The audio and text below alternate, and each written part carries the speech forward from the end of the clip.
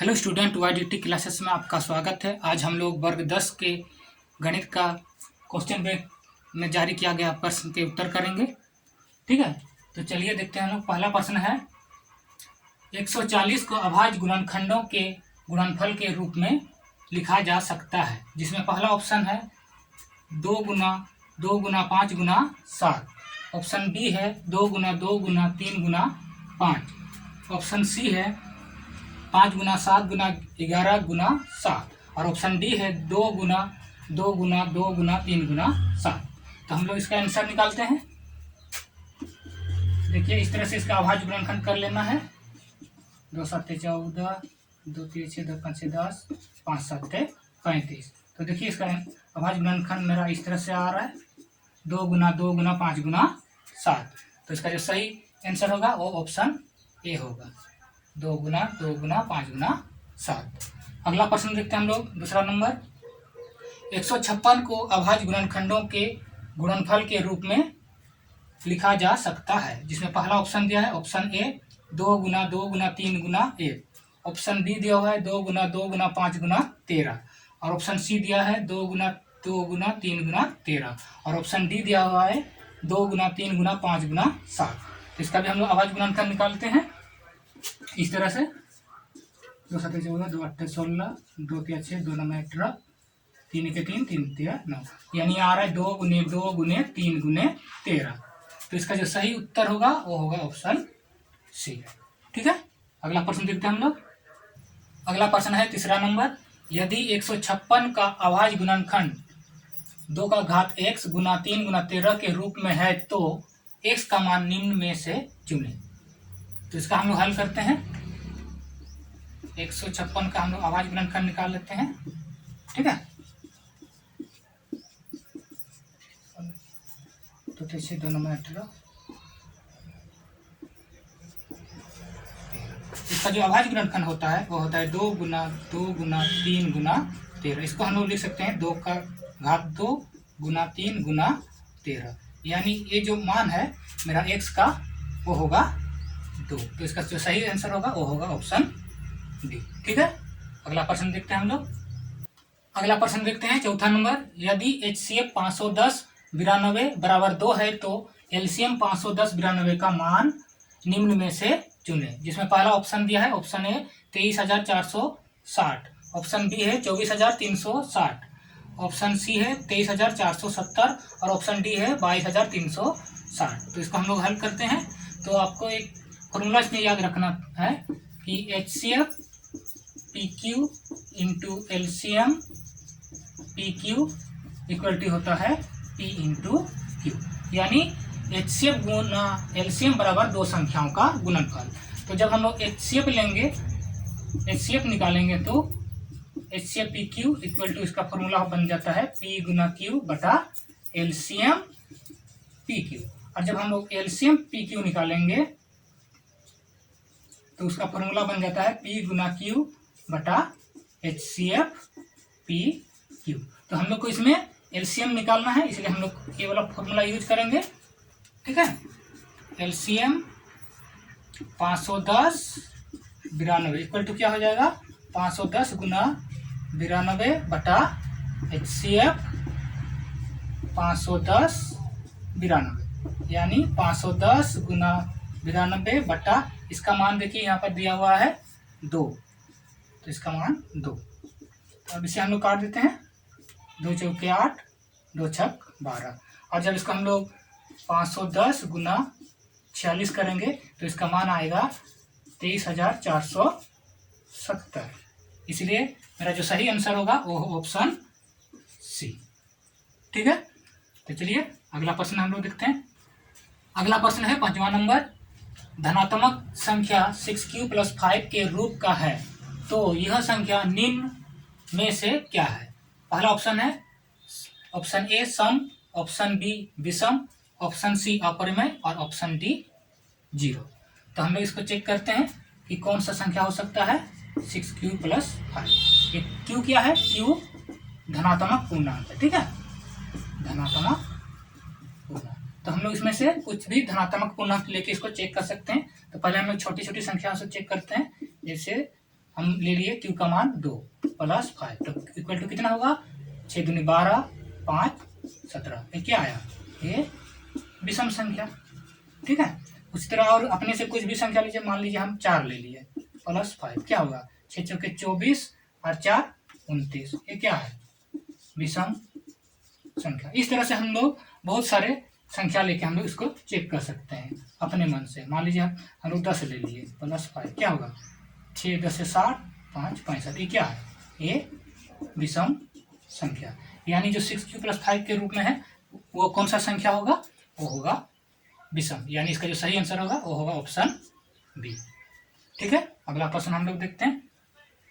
अगला प्रश्न है 6ठा नंबर, 2 धनात्मक पूर्णांक a तथा b दिए रहने पर यदि अद्वितीय पूर्ण संख्याएं q और r विद्यमान है तो निम्न में से कौन सा कथन सत्य है। जिसमें पहला ऑप्शन दिया है, ऑप्शन ए बराबर BQ + R, ऑप्शन बी है a बराबर BQ - R, ऑप्शन सी है a बराबर B/Q + R और ऑप्शन डी है B/Q - R। तो इसका जो सही आंसर होगा वो होगा यूक्लिड विभाजन प्रमेयिका का जो सूत्र है a बराबर BQ + R। तो इसका जो सही आंसर होगा ऑप्शन ए। ठीक है, अगला प्रश्न देखते हैं 7वां नंबर, निम्न में से कौन सी संख्या अपरिमेय संख्या है। जिसमें ऑप्शन ए दिया है 17, ऑप्शन बी 0, ऑप्शन सी √225 और ऑप्शन डी पाई। तो हम लोग देखते हैं कि 17 क्या है, एक परिमेय संख्या है, 0 एक परिमेय संख्या है और हम लोग इसका 225 का वर्गमूल निकाल के देखते हैं। तो इसका होता है, इस तरह से आप चेक कर सकते हैं,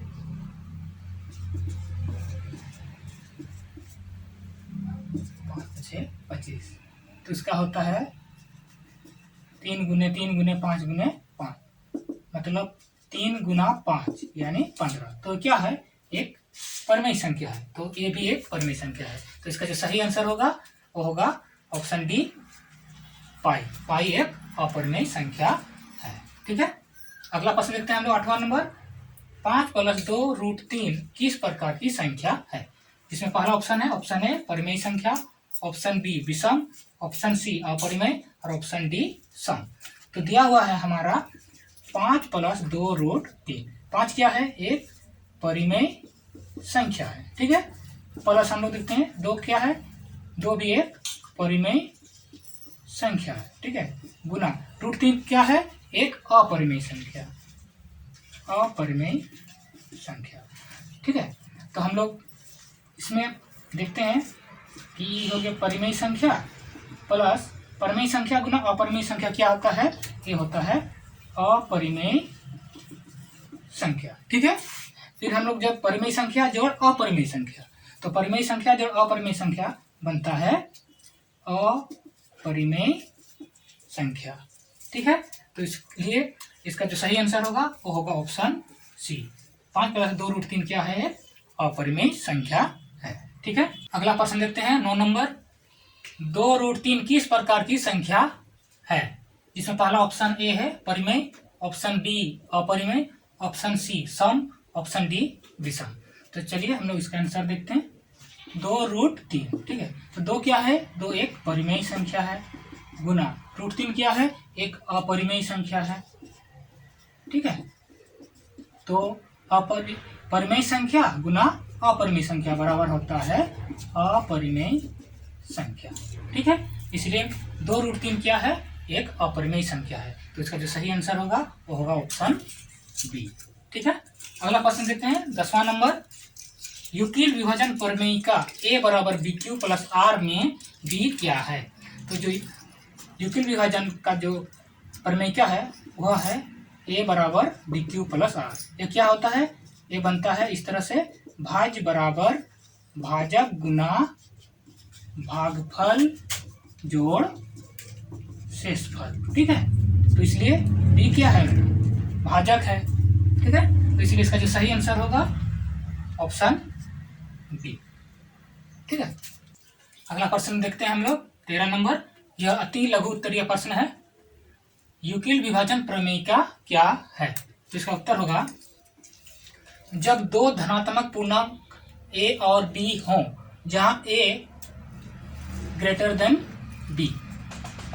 तो दो धनात्मक पूर्णांक a और b हैं जिसमें a बड़ा है b से, तब दो अद्वितीय पूर्ण संख्याएं q और r, और उसके बाद दो अद्वितीय पूर्ण संख्या, अद्वितीय मतलब दोनों बराबर नहीं है, अलग अलग है, ठीक है।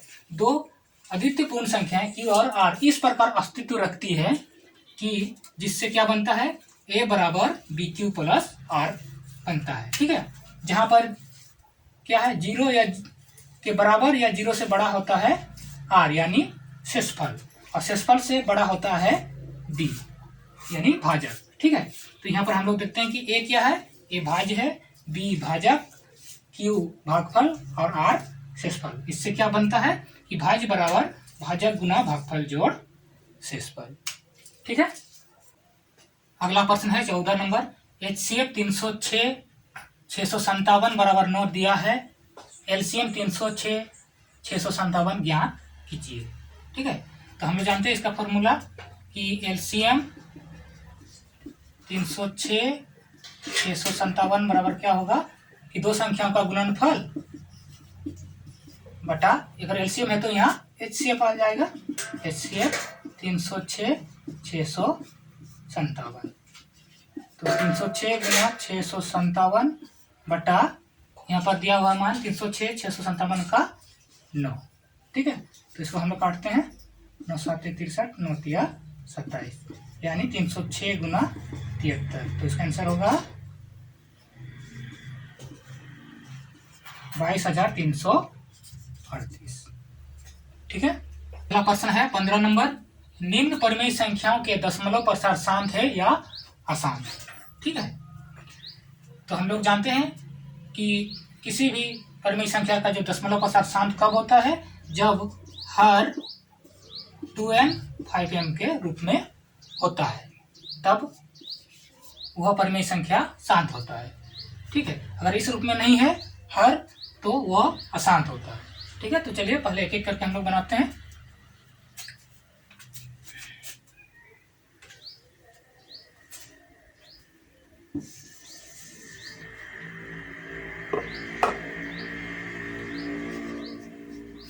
ए नंबर दिया हुआ है 13 बटा 31 25, ठीक है।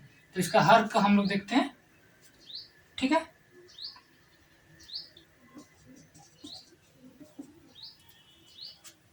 इकतीस 25 का अभाज्य गुणनखंड निकालिए, 5 36, 5 दूनी 10, 5 5 25, 5 के 5, 5 दूनी 10, 5 5 25, 5 दूनी 10, 5 5 25, 5 5 25, यानी यह किस रूप में आ रहा है, देखिए 5 गुना 5 गुना 5 गुना 5 गुना 5, ठीक है, यानी 5 का घात 5, ठीक है। तो इसको हम लोग इस तरह से भी लिख सकते हैं कि 2 का घात 0 गुना 5 का घात 5, क्योंकि किसी भी संख्या का घात 0 बराबर 1 होता है, तो हम लोग इससे लिख सकते हैं इसको। तो इसलिए देखिए ये 2n 5m के रूप में आ गया, क्योंकि लिखेंगे हर 2n 5m के रूप में है, इसलिए लिख देंगे कि 13 बटा 31 25 का दशमलव प्रसार शांत है, ठीक है। अगला प्रश्न है बी नंबर 35 बटा 50, ठीक है। तो एक कट रहा है, इसलिए हम लोग इसको पहले काट लेंगे, 5 7 35, 5 10 50, यानी 7 बटा 10। तो इसका हर को हम लोग देखते हैं किस रूप में है, 2 गुने 5, यानी देखिए 2n 5m के रूप में है। तो इसे यहाँ पर लिखेंगे क्योंकि हर 2n 5m के रूप में है, इसलिए 35 बटा 50 का दशमलव प्रसार शांत है, ठीक है।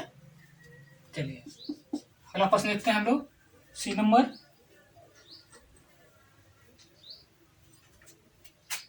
17 बटा 8, इसका हर देखिए, हर किस रूप में है, 2 गुने 2 गुने 2, ठीक है। तो इसको हम लोग 2 का घात 3, तो हम लोग यहाँ पर 5 का घात 0 ले सकते हैं। तो ये देखिए 2n 5n के रूप में आ गया।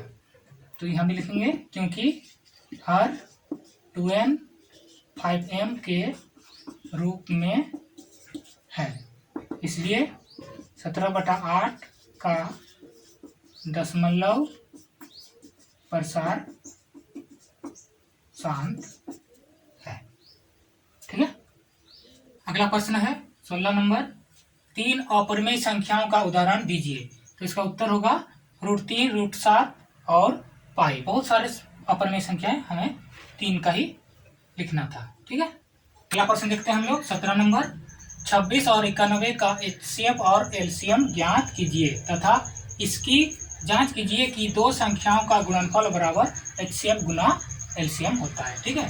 तो चलिए पहले हम लोग इसको बनाते हैं। पहले 26 का अभाज्य गुणनखंड निकाल लीजिए। तो इसका होगा 2 गुना 13 और 91 का अभाज्य गुणनखंड 7 गुने 13। तो मेरा जो HCF होगा, HCF 26 91 का वो हो जाएगा 13, क्योंकि उभयनिष्ठ 13 है। ठीक है। और LCM 26 91 होगा, जो उभयनिष्ठ है उसे एक बार लेना है। ठीक है, एक ही संख्या लेना है, और जो बच गया है उन्हें भी लेना है। तो मेरा बन जाएगा 2 गुना 7 गुने 13। तो इसको जब गुना करेंगे तो बनेगा 182। ठीक है। तो इसे अभी जांच करना है। हम लोग जांच करते हैं कि दो संख्याओं का गुणनफल, दो संख्याओं का गुणनफल यानी 26 गुना 91 कितना आएगा? इसका होता है 2366। ठीक है।